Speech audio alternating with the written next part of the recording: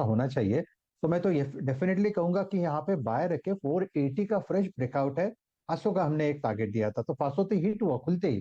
तो यहाँ पे देखिए एक्यूमुलेट करे अबव 480, स्टॉप लॉस रखे 465 का, और इसका पोजिशनल टारगेट सेट करे 550 का।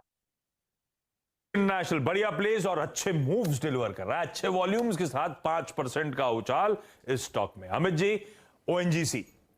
जी आशीष जी, ओएनजीसी का अगर हम स्ट्रक्चर देखें तो काफी दिनों से ये 200 एमए और अपने बाकी मूविंग एवरेजेस पे कंसोलिडेट कर रहा है। स्टॉक ने 5 से 6 दिनों का पुल बैक दिया था और आज हमने एक इसमें अपटिक देखा है। बेसिकली 139 140 एक इसका स्ट्रॉन्ग एरिया है। चार्ट का स्ट्रक्चर देखते हैं, क्योंकि इसमें एक हायर लोज भी बन रहे हैं और अपने 200 एमए के ऊपर ट्रेड कर रहा है, तो लॉन्ग की सलाह है। स्टॉप लॉस इसका रखेंगे लगभग 139 का, और मुझे लगता है कि शॉर्ट टर्म में 148 से 149 के टारगेट्स ओएनजीसी में आ सकते हैं। अच्छा, चलिए, ये है ओएनजीसी पे भी। इस बीच कुछ अपडेट्स आपकी स्क्रीन पे नीचे आने शुरू हुए। वो जो झड़प की बात हम लोग सुबह से कर रहे हैं, इंडिया चाइना के बीच जो हुई थी तवांग में, अरुणाचल प्रदेश में, अब वो हमारे डिफेंस मिनिस्टर राजनाथ सिंह साहब ने आज एक बैठक बुलाई है। तीनों चीफ ऑफ स्टाफ वहाँ पे प्रेजेंट होंगे। ऑब्वियसली सिचुएशन का जायजा लिया जाएगा। और ध्यान रखें, इस समय पार्लियामेंट का विंटर सेशन अंडर वे है, तो अपोजिशन तो इस बात को उठाना ही वाला है, आई एम श्योर।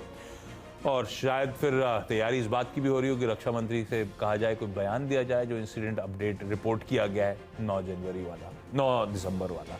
तो मेरे ख्याल से ये लार्जली शायद उसकी तैयारी भी हो रही होगी, वो क्या स्टेटमेंट रखा जाए। अब I don't know whether officially statement आएगा नहीं आएगा, पर I am just connecting the blocks.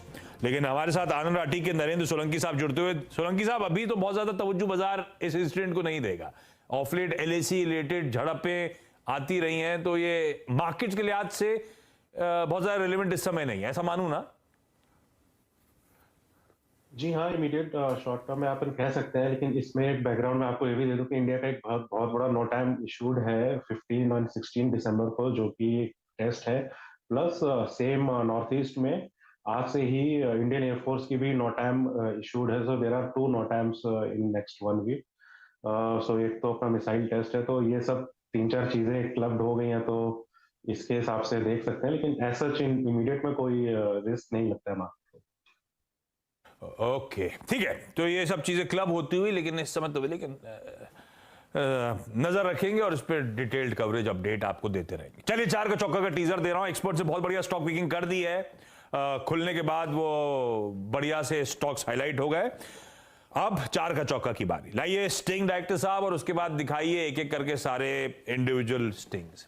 ये आ गया सस्ता ऑप्शन। शुभम के पास जाने वाला हूं कुछ ही देर में। शुभम, एक बढ़िया सा सस्ता ऑप्शन ट्रेड हमेशा की तरह प्लीज रेडी रखिएगा। एफएनओ सुपरस्टार के लिए अमित सेठ साहब के पास चलेंगे। अमित जी, एक बढ़िया सा वायदा बाजार का सुपरस्टार, कोई बढ़िया सा स्टॉक। चार्ट का चमत्कार मानस के पास जाएंगे।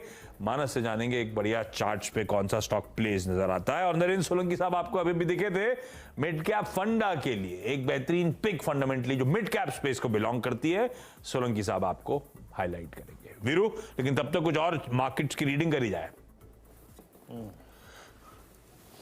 जी देखिए, निफ्टी आशीष अभी तक वो लेवल नहीं पार कर पाया और इनफैक्ट उसके नीचे भी, उसके इर्द गिर्द भी नहीं भटका है।